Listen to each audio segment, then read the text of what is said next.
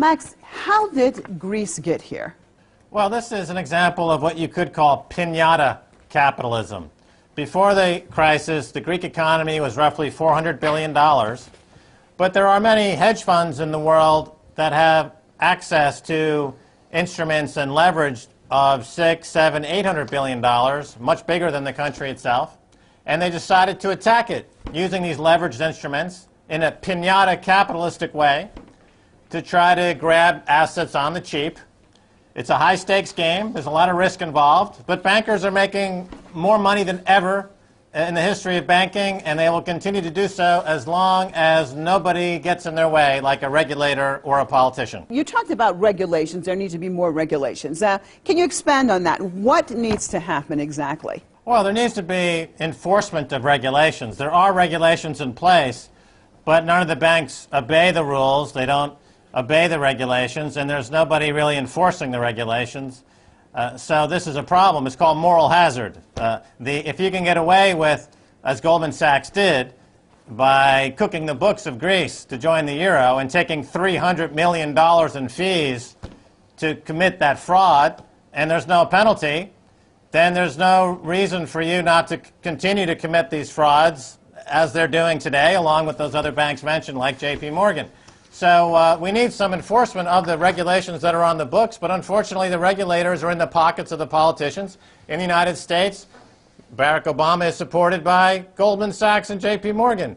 In the UK, David Cameron is supported by HSBC, Barclays, and the City of London and the speculators. And in the European zone, we have the same thing happening in European banks who are controlling the bankers as well. But I would like to add that as bad as the situation in Greece looks, I would still like to point out that the U.S. dollar is in a lot worse shape and is really going to suffer catastrophically before the euro does. The euro is still, relative to the dollar, in pretty good shape. You know, the problem is not regulation. Max, I beg to differ with you. If you're going to suggest that Goldman Sachs is smarter than the country of Greece, fine. But, you know, this problem, you've got the same problems erupting all over. You've got it in Spain. You've got it in Italy. You had it in Ireland. It's a systemic problem. It's not a banking problem, and it's not a fraud problem. It's very simply this. Years of big government spending finally caught up because the economic growth could not support it. It's very simple. It's a matter of spending more than you take in, more than your economy can produce, more than your economy can support in a reasonable tax base.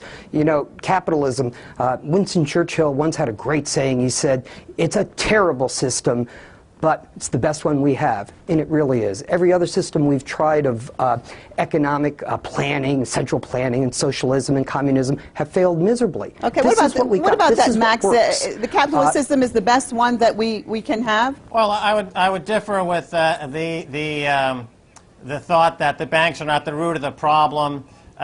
Yes, it's true, it's a global problem. Greece is not a one-off. We're seeing the problem in every country in the world, because the globe's central banks now are in possession of $15 trillion of toxic debts, according to the Wall Street Journal, as a result of the inability to perform as viable, legitimate banking institutions that should have gotten a handle on this many years ago. But because they are essentially corrupt and unregulated and committing acts of larceny, and we have this global problem, which is created by global banks, perpetrated by global banks for the profit of the bankers. And this is not in question.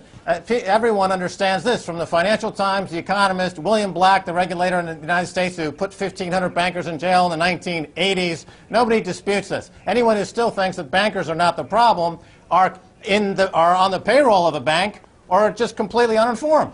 The epicenter of the global financial fraud is, first of all, the City of London. Because of the revelations of the recent hypothecation and rehypothecation scandal of the MF Global, which incidentally had J.P. Morgan, a banker, steal customer accounts directly from customers in segregated accounts, that's a crime. And they don't say that they didn't commit a crime. They simply said that we're too big to fail and you can't prosecute us. AIG, the Bernie Madoff scandal, all went through the City of London because there's virtually no regulation in the City of London. This is the epicenter of the global banking fraud market. Second to that would be the United States, with Tim Geithner, Ben Bernanke, working with JP Morgan, who has a balance sheet of $60 to $70 trillion in derivatives. They have, JP Morgan, one bank, has 4 times the entire GDP of America as off-balance sheet derivatives contracts that they park at the Fed, and they do a little swap back and forth every quarter to massage and manipulate their earnings. Highly fraudulent. Again, illegal by all the standard accounting rules, committing acts of fraud. And they pay penalties. JP Morgan has paid billions in penalties for accounting fraud. They say, we won't do it again. We promise we won't commit fraud again, but you can't attack us because we're too big to fail. And then they commit the same fraud the next quarter. So unless somebody stands up and regulates Jamie Dimon, who is a financial criminal in a court, and he's causing things like Greece to collapse, his and his cadre, and people are suffering. So he's a human rights abuser. I would take him to The Hague, put him on trial for human rights violations, and hang him, because he's a terrorist in the banking world. As Warren Buffett calls them, weapons of mass financial destruction. That's not just a rhetorical statement. That's a statement of fact. Well, Max, you're very passionate, and I think you truly believe what you're saying. I look at it a little differently. That is not the source of the problem. The source of the problem is not that the banking system is underregulated. It's massively overregulated to a too-big-to-fail status. Do you realize in 2007, the most heavily regulated industry, not only in the United States, but in the world, was the banking system, and it failed. The United States and Europe then compounded the mistake by bailing them out. That was the big mistake in creating bigger banks that could not fail. I agree with you, Max. That is a problem. But the problem is it's from overregulation and overcoddling and from bailing out. If you look at a history of the banking system in the United States, all the way up through the 1990s, banking system was sound and it was solid. It's then when increased regulations started coming through, increased meddling by Congress in housing markets and so forth, that all the financial problems have started. Okay, Mr. Moore, you have, let me get some reactions, because you have major reactions coming out of Paris and London on your statements. Okay. Max, you first. Why are you laughing? Why are you yawning? Because this is just claptrap coming out of Washington, trying to defend the actions of an obvious scandal, banking scandal. And it doesn't play well outside of the United States. Unfortunately, people who live in the bubble that is the United States buy into this nonsense. And the bankers on Wall Street are still walking around without being incarcerated for a few more weeks. But their day will come.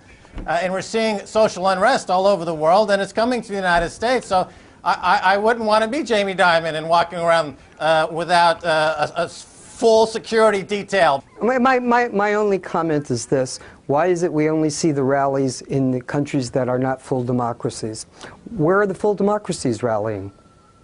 Max? In America? You have massive rallies. You have massive. Okay. You had almost a coup in Wisconsin. Okay. You've got rallies all over the United States. The people are rallying all over the United States because they're being disenfranchised. There's poverty rates are skyrocketing. Incarceration rates are the highest in the world. America excels at the prison industry business. That's about the best thing that they're involved with. The banks are involved in outright criminality. There are solutions, but you're never going to accept them because you're intellectual pygmies over there without the spine to put criminals in jail.